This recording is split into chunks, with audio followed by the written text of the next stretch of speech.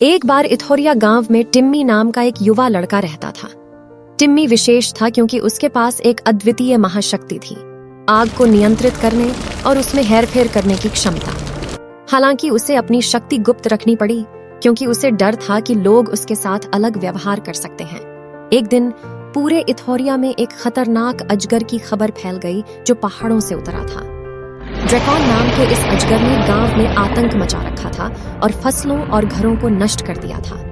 ग्रामीण भय से स्तब्ध थे और किसी ने भी उस शक्तिशाली जानवर का सामना करने की हिम्मत नहीं की। टिम्मी अपने गांव को पीड़ित होते हुए नहीं देख सकता था, इसलिए उसने अपने घर की सुरक्षा के लिए अपनी महाशक्ति का उपयोग करने का निर्णय लिया। अंधेरे की आड़ में वह ड्रैगन की मांद की ओर बढ़ गया।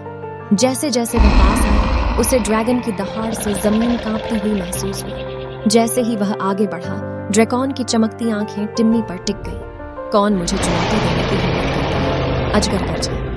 मैं सिर्फ एक लड़का हूँ, लेकिन मैं तुम्हें अब अपने गांव को नुकसान नहीं पहुंचाने दूंगा।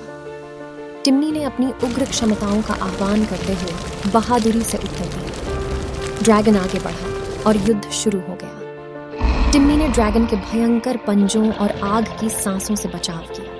उसने ड्रैकॉन की ओर आग की लपटें भेजकर प्रतिकार किया। रात्रि का आकाश उनके भयंकर द्वंद्व से प्रकाशित हो उठा। जैसे जैसे लड़ाई बढ़ती गई, ड्रैगन को टिम्मी के बारे में कुछ अनोखा पता चला। तुम्हारे पास आग की शक्ति है, तुम मेरे जैसे हो सकते हो, पौराणिक प्राणी। ड्रैगन दहाड़ उठा। ड्रैगन के शब्दों से आश्चर्यचकित होकर टिम्मी एक पल के लिए रुक गया। उन्होंने महसूस किया कि ड्रैकॉन के भयानक बाहरी हिस्से के नीचे एक प्राणी है जो समझ और स्वीकृति के लिए तरस रहा है। टिम्मी ने उत्तर दिया, मैं तुम्हारी तरह विनाशकारी प्राणी नहीं बनना चाहता। मैं अपनी शक्ति का उपयोग दूसरों की रक्षा के लिए करना चाहता हूँ। यह शब्द सुनकर अजगर सकपका गया। ड्रैकॉन का हृदय नरम हो गया और वह धीरे धीरे पीछे हट गया। बहुत अच्छा युवा, मैं तुम्हारे इरादों में पवित्रता देखता हूँ, ड्रैगन ने पहाड़ों पर वापस लौटते हुए कहा। टिम्मी ने न केवल अपने गांव की रक्षा की, बल्कि डरावने अजगर के प्रति दया और समझदारी दिखाने का एक तरीका भी ढूंढ लिया। गांव वाले उसके साहस और दयालु हृदय से आश्चर्यचकित थे।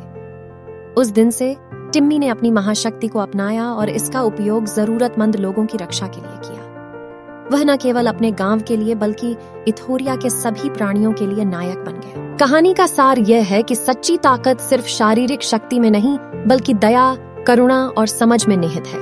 यहाँ तक कि सबसे खतरनाक प्राणियों को भी सहानुभूति से छुआ जा सकता है और इसके माध्यम से महान मित्रताएं बनाई जा सकती हैं।